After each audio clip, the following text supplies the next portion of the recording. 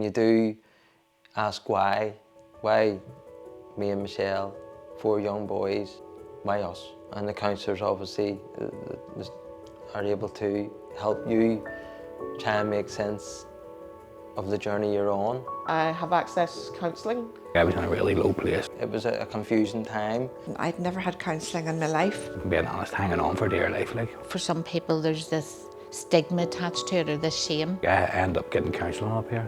It was amazing. I would consider myself as pretty tough and thought that I wouldn't need counselling for anything. I was a bit reluctant at first. I was like, I don't really want to go for counselling, like I don't need this. He didn't really want to come at the start because he said, no, that'll not help. When I was asked the question, do you think you need counselling? I was like, oh, okay. I was reluctant for the counselling.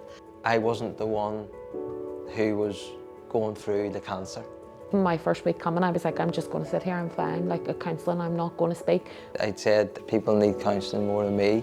I would prefer they would have it. And Peggy said, no. You are now going to become a carer for Michelle. It's proved really useful to be able to speak to someone. This person didn't know me, had no agenda. I didn't have to be anything other than myself. It's different when you're speaking to someone that's maybe a little bit removed. I was just really putting things in perspective for myself, and I hadn't really thought about things. Have a safe space to chat about what was going on in your life.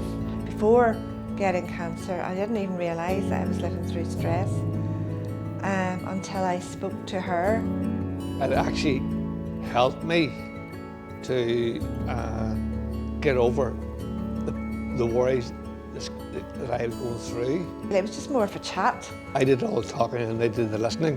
When you're in counselling, it's not easy. It is hard work. I feel you're counselling yourself and you're getting great guidance and support.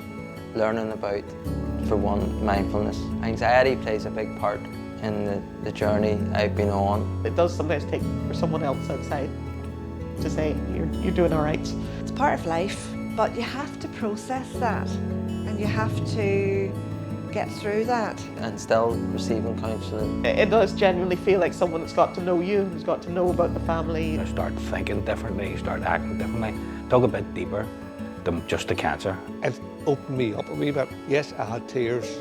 Well, the counselling was huge. Without that, I would have been on my knees for a longer time. It was like a lifeline for me at that time. From doing the counselling, I learned that it's not my fault. All the money in the world couldn't have paid for someone to tell me that. Have probably given me the tools to be still sitting here, to be able to move forward, find a new way of living without Michelle and raise 4 boys.